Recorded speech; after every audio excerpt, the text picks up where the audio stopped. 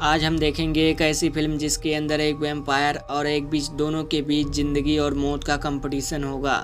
Film की शुरुआत में हमें कॉलिंस फैमिली नज़र आती है, जो अपना शहर छोड़कर एक दूसरी जगह जाकर एक साल में अपना खुद का शहर कॉलिंगवुड खड़ा कर देते हैं। 15 साल बाद बारबस कॉलिंस अपने यहाँ काम करने वाली फ्रेंच मेड एंजेलिक बुचार्ड का प्यार ठुकरा देता है, जिसके बाद बारबस के पेरेंट्स की एक रहस्यमयी तरीके से मौत हो जाती है और तभी उसे पता चलता है एंजेलिक एक बिच है। एंजेलिक बारबस की प्रेमिका जोसेट डुप्रेस को अपने वशीकरण से वश में करके एक ऊंची चोटी से छलांग लगवा कर सुसाइड करने को मजबूर कर देती है।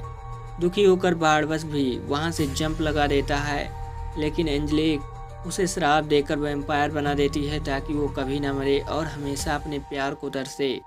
एंजेलिक सारे गांव वालों को इकट्ठा करके कहती है ये एक शैतान है और हमें इसे दफना देना चाहिए। फिर सारे गांव वाले मिलकर बारबस को एक काफिन में डालते हैं और उसे दफना देते हैं।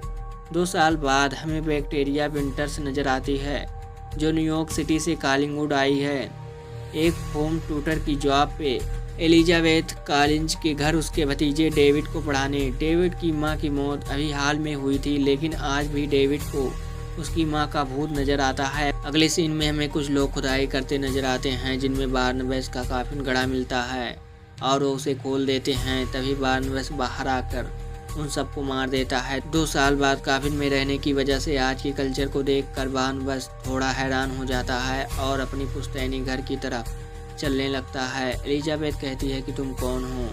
बारनबेस कहता है ये मेरा ही घर है और इस बात का प्रूफ वो वहाँ के खुफिया दरवाजे के पीछे छुपे खजाने को बताकर देता है। बारनबेस कहता है कि मुझे बस अपनी फैमिली के साथ रहना है। एलिजाबेथ मान जाती है, पर एक शर्त पर कि ना तो वो अपनी आइडेंटिटी किसी को बताएगा और ना ही इस खजाने के बारे में। अगले दिन बारनबेस अपनी नई फैमिली जो उसी के वंशज हैं उनके साथ घुलने मिलने की कोशिश करता है, जो बारनबेस को बताती है कि तुम्हारी गैर हाजिरी में मैंने सारा कॉलिंगवुड अपने कब्जे में कर लिया है और तुम्हारी फैमिली रोड पर आ गई है। इतना सुनते ही बारनबेस को गुस्सा आ जाता है, पर तभी एंजेलिक पर्दा हटाकर सूरज की रोशनी से बारनबेस को घायल कर देती है। रात को एलिजाबेथ बारनबेस से कहती है कि तुम्हें अपनी फैमिली के खातिर एंजेलिक से लड़ना ही पड़ेगा। बारनबेस एंजेलिक के वर्कर्स को हिप्नोटाइज करके अपने लिए काम करवा के कॉलिंस के बिजनेस को दोबारा सक्सेसफुल बना देता है। बारनबेस को बैक्टीरिया से लगाव होने लगता है क्योंकि उसे उसमें अपनी प्रेमिका जोसेट नजर आता है। साइकेट्रिस्ट डॉक्टर को बारनबेस के सीक्रेट के बारे में पता चल जाता है, लेकिन एलिजाबेथ के समझाने पर कि हम इस पर साइंटिफिक एक्सपेरिमेंट कर सकते हैं, वो किसी को कुछ नहीं बताती। डॉक्टर बारनबेस में ह्यूमन ब्लड डालकर उसे ह्यूमन बनाने की कोशिश करती है। अगले सीन में हमें एंजेलिक दिखती है, जो आज भी बारनबेस को उतना ही चाहती है। वो उसे रिझाने की कोशिश करती है, पर बारनबेस उसे फिर से रिजेक्ट कर देता है। वो कहती है अगर तुम मेरे ना हुए तो मैं तुम्हें बर्बाद कर दूंगी। अगले सीन में बारनबेस एक बड़ी पार्टी का ऐलान करता है ताकि लोगों के बीच कॉलिंस फैमिली का नाम फिर से ऊंचा हो जाए। बारनबेस को पता चलता है कि रोजर पार्टी में आए हुए मेहमानों के पैसे चुराता है और निहायत अय्याश इंसान है। इसके बाद बारनबेस विक्टोरिया से मिलता है, जो उसे बताती है उसका असली नाम मैगी एमंस है। उसे बचपन में ही जोसेट का भूत नजर आता है, इसलिए उसके पेरेंट्स ने उसे मेंटल असाइलम में डाल दिया था। वो वहाँ से जैसे तैसे भागकर अपना नाम बदलकर यहाँ जॉब पर आई है। विक्टोरिया कहती है मैं तुम्हारी तरफ से खींची जा रही हूँ, जैसे मैं तुम्हें सदियों से जानती हूँ। इसके बाद वो दोनों किस करते हैं। एंजेलिक छुपकर दोनों को देख रही होती है और जलन में आग बबूला हो जाती है, क्योंकि वो आज भी बारनबेस से बहुत प्यार करती है। अगले दिन बारनबेस को पता चलता है कि डॉक्टर होफमैन बारनबेस के ब्लड को अपने अंदर इंजेक्ट करके अपने आप को अमर बना रही है।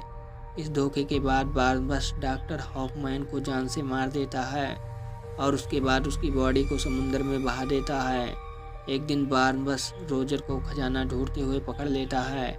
बारनबेस रोजर को एक ऑफर देता है कि या तो डेविड का अच्छा पिता बनकर दिखाए, वरना उसे जितने पैसे चाहिए उतने पैसे लेकर इस फैमिली को छोड़कर चला जाए। रोजर पैसे लेकर कॉलिंगवुड और अपने दुखी बेटे दोनों को छोड़कर चला जाता है। गलती से जम्मू डेविड के ऊपर गिरने ही वाला था, तभी बारनबास उसे बचा लेता है, लेकिन इसी दौरान वो अपनी ट्रू आइडेंटिटी सबको दिखा देता है, जिससे वहाँ मौजूद सारे लोग डर जाते हैं। बारनबास एंजेलिक के पास आकर कहता है, मेरा श्राप तोड़ दो। वो कहती है, मेरे साथ आ जाओ, मिलकर राज करेंगे, वरना दोबारा काफिन में डलवा कर तुम्हें दफना दूंगी और उन सबको मार दूंगी जो तुम्हारे अजीज हैं।